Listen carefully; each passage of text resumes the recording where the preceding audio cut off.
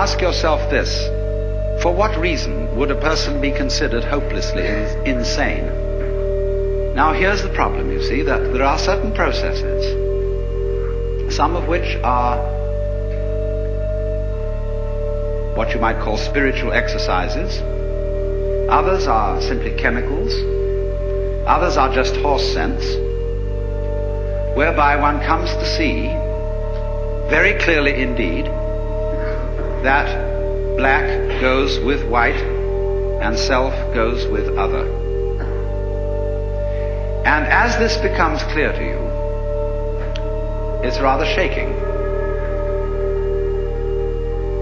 Because, look, if what you define as you is inseparable from everything which you define as not you, just as front is inseparable from back, then you realize that deep down between self and other there is some sort of conspiracy.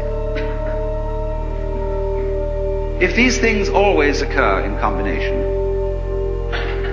and look very different from each other and feel quite different, nevertheless the feeling of difference between them allows each one to exist. And so underneath the opposition or the polarity between self and other, or between any other pair of opposites you can think of, there is something in common, as there is, for example, between figure and background.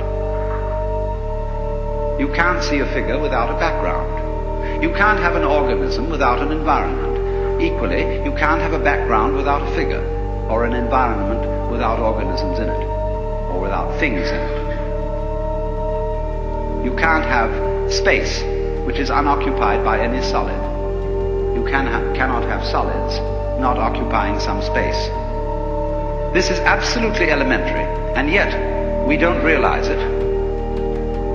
Because, for example, the average person thinks that space is nothing. That it's just a sort of not there-ness in which there are things. And we are slightly afraid that not there-ness, that nothingness, that darkness, that the negative poles of all these oppositions will win.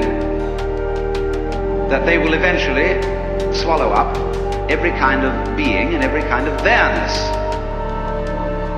But when you catch on to the game, you realize that that won't happen. Because what is called not existing is quite incapable of being there without the contrast of something called existing. It's like the crest and the trough of a wave. You can't have a wave that is all trough and no crest, just as you can't have a wave which is all crest and no trough. Such a thing has never been manifested in the physical universe.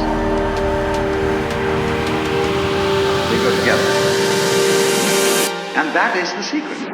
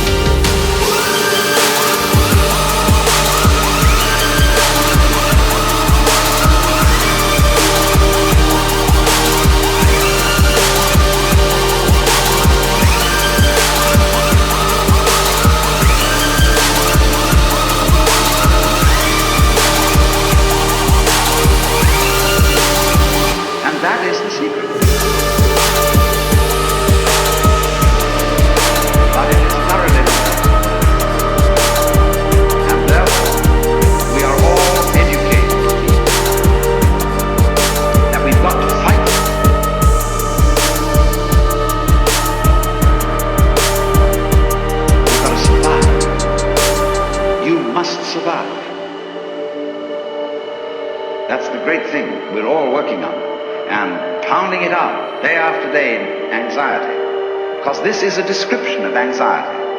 Anxiety is the fear that one of a pair of opposites might cancel the other forever. And if by any chance, by any means, you find out that that is not so, you have an entirely new attitude to what human beings are doing, which may be very creative, but which also may be very dangerous. You see through the game called